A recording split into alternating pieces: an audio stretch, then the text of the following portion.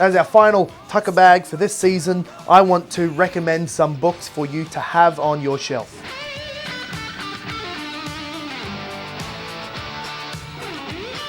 One of the great things about being a pastor, and especially a pastor at a church where God's saving people, Jesus is transforming people's lives, and there's a lot of new converts and new people being baptized here at Hope. One of the frequent conversations I have and diligent to have with new converts and people who are eager to grow in the faith is to make sure they've got a couple of good books as staples on their bookshelf that they can refer to. Now, I could recommend 100. I've got a list of 10, but today we're just going to look at three. Three of the very helpful books to have if you are a new Christian. So, this will be helpful for new converts or people wanting to grow in those early stages of the faith.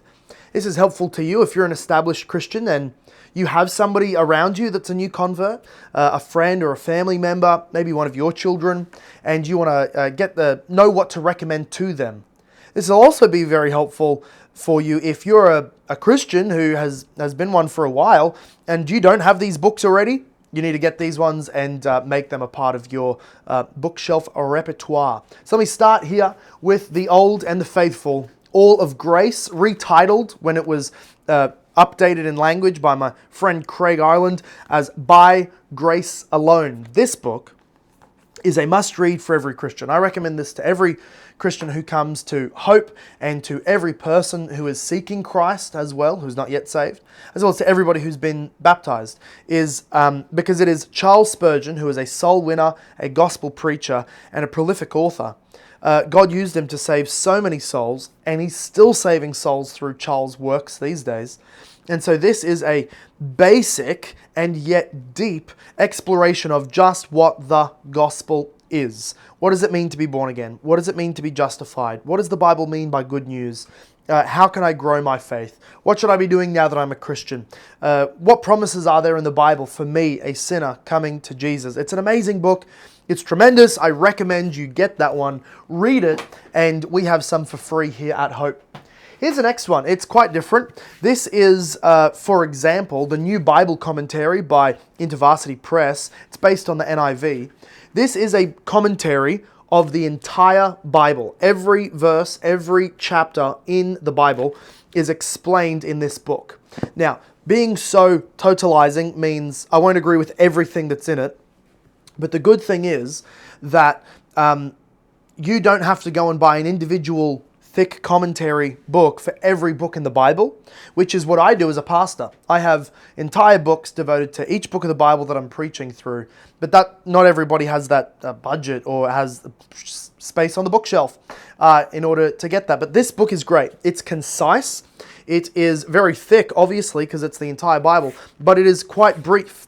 And yet it is deep enough that if you are wanting to know what a certain passage means, you can find a paragraph or two on just about any passage and every passage in the Bible. So this isn't going to be your one-stop shop for all understanding of biblical texts. But it is going to be something that can sit up on the shelf, and if you're preparing for maybe a family Bible study, if you're preparing for an evangelistic Bible study, if you yourself just going through your morning devotions and there are passages of Scripture that just seem so out of left field, you cannot make heads and tails of them, you can take this off the shelf and you just fling to the introduction of that book to explain its context. You can find the passage that you're reading and it'll just give a couple of paragraphs on here's how this plugs into the whole story of the Bible. Here's what these phrases mean. And I'm sure this will be a great help to you, a whole Bible commentary. That one there is the New Bible Commentary. Is that what it's called? The New Bible Commentary. Look at that. Here's the third one, and this is a bit deeper. One hand, we had All of Grace, which is the study of the gospel. The next one is just a tool to help you study all of Scripture. This one here is under the category of systematic theology. That is, understanding theology better, and it's especially devotional and good for your heart as a new Christian and as a growing Christian because it is about God. This one is J.I. Packer's book called Knowing God. It's a classic. It has been a bestseller since it got printed. and it is by a Reformed Anglican evangelical preacher from the 1900s. I think he passed away only about 10 years ago. Anyway, God used him greatly, and this book is a tremendous read. Again, it's a little bit more in depth than All of Grace. It's got theological distinctions. It's got historical explanations, but it is all about knowing God deeper by knowing God more truly. And that is a book that I often recommend to new Christians. And if you haven't read it, you should. It would be a great blessing to you. So, over the coming holidays or whatever you're doing in the lead up to Easter, make sure you get yourself some books.